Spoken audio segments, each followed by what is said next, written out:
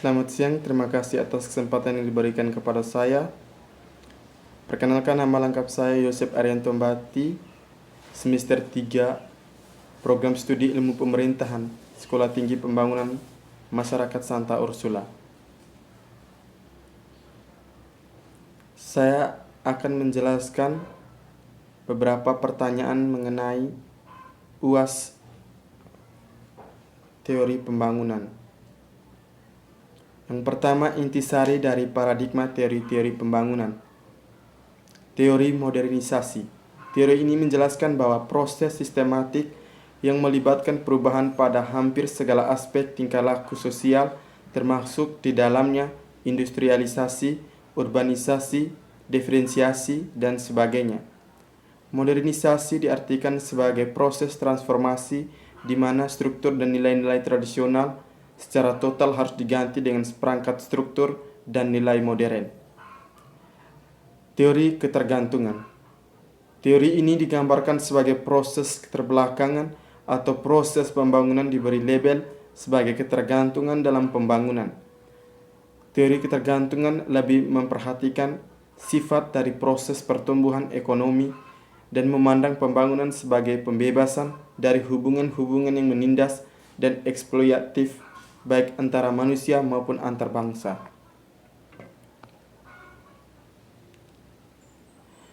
Teori pasca ketergantungan. Seperti dikemukakan sebelumnya bahwa teori pasca ketergantungan menerapkan reaksi atau teori yang menolak teori ketergantungan. Meskipun beberapa teori mengkritik teori ketergantungan, namun dalam penjelasan berikut ini hanya diuraikan dua teori baru dalam kelompok teori-teori pembangunan yang mencoba memecahkan masalah-masalah yang terdapat pada teori ketergantungan seperti yang dijelaskan oleh Budiman pada tahun 1995, yaitu teori artikulasi dan teori sistem dunia.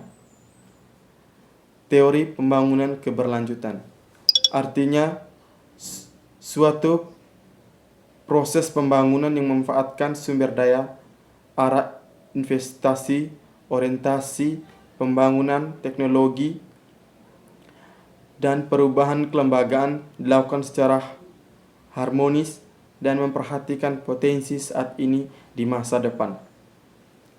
Teori pembangunan manusia berarti pertumbuhan yang positif dan perubahan dalam tingkat kesejahteraan. Hal ini harus terjadi pada semua aspek kehidupan, baik ekonomi, sosial, politik, budaya, dan lingkungan. Oleh karena itu, fokus utama pembangunan manusia adalah pada manusia dan kesejahteraan. Yang nomor 2, pendapat saya tentang strategi pembangunan setelah pandemi COVID-19 di new era normal di beberapa bidang antara lain pembangunan di bidang ekonomi. Pembukaan new normal akan mengambil bentuk yang berbeda tergantung negara dan wilayah dengan sektor bisnis serta cara yang berbeda dan kecepatan yang berbeda pula. Banyak masalah yang perlu dipertimbangkan seperti kestabilan finansial, pola pikir, konsumen, dan pemasukan. Bagaimana motivasi dan memastikan keselamatan pekerja, beberapa besar permintaan pasar dan akan kembali. Pembangunan di bidang politik. Respon dan kebijakan pemerintah pusat dan daerah dalam pembangunan COVID-19 tentang otonomi daerah di saat krisis, tentang wabah penyakit menular, upaya penanggulangan dan pembiayaan merupakan kewajiban pemerintah pusat. Pembangunan di bidang sosial. Pemerintah tengah mempersiapkan tatanan sistem kehidupan yang baru atau new normal agar berangsur-angsur dapat berjalan seperti sedia kala dengan tetap memperhatikan data dan fakta yang terjadi di lapangan. Hal ini dilakukan sebagai upaya percepatan penanganan pandemi virus corona baik dari aspek kesehatan maupun sosial ekonomi. Pembangunan di bidang pendidikan. Pandemik virus corona mengakibatkan perubahan secara tiba-tiba dalam keseharian individu dan aktivitas masyarakat, membawa dampak perubahan yang luar biasa untuk semua bidang, salah satunya di bidang pendidikan. Pembelajaran tatap muka yang dilaksanakan 100% di sekolah secara tiba-tiba mengalami perubahan secara drastis. Tak bisa dipungkiri 50% pelajar dan mahasiswa berasal dari masyarakat yang berpenghasilan rendah dan menengah. Pembangunan di bidang keagamaan.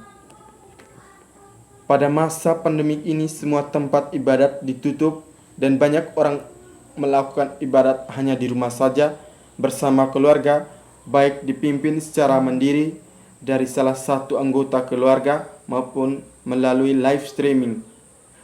Hal ini dilakukan agar bisa mencegah penularan dari virus corona ini. Pembangunan di bidang lingkungan. Dampak positif ditandai dengan penurunan emisi gas rumah kaca, membaiknya kualitas perairan dan udara perkotaan, serta peningkatan keanekaragaman hayati. Namun, di lain pihak dampak negatif dirasakan terutama pada sektor persampahan dan kehutanan. Jumlah sampah plastik dan medis yang dihasilkan klien bertambah dan deforestasi juga makin meningkat. 3. Strategi pembangunan dengan paradigma people center development. Pemahaman ini berkaitan dengan pemahaman yang berhubungan dengan ekologi manusia atau yang menjadi pusat perhatian manusia. Ekologi manusia menjadi landasan berkembangnya paradigma pembangunan yang berpusat pada rakyat. Hal ini berhubungan dengan keterlibatan langsung masyarakat wilayah yang kehidupannya sungguh sangat memperhatikan, di mana semua fasilitas kebutuhan masyarakat kurang tersedia dengan baik, sehingga banyak mengalami terjadinya kesulitan untuk membantu di bidang perekonomian dan bidang lingkungan. Upaya negara dan masyarakat dalam mengambil peran guna mengatasi permasalahan pembangunan di Desa Wirajaya. Keterlibatan negara dan masyarakat dalam setiap pembangunan merupakan kewajiban yang harus dijalankan supaya masalah dalam masyarakat dapat diselesaikan dengan baik, agar kehidupan masyarakat selalu diperhatikan dan kebutuhan masyarakat selalu terpenuhi guna mensejahterakan masyarakat. Sekian dari saya penjelasan, terima kasih.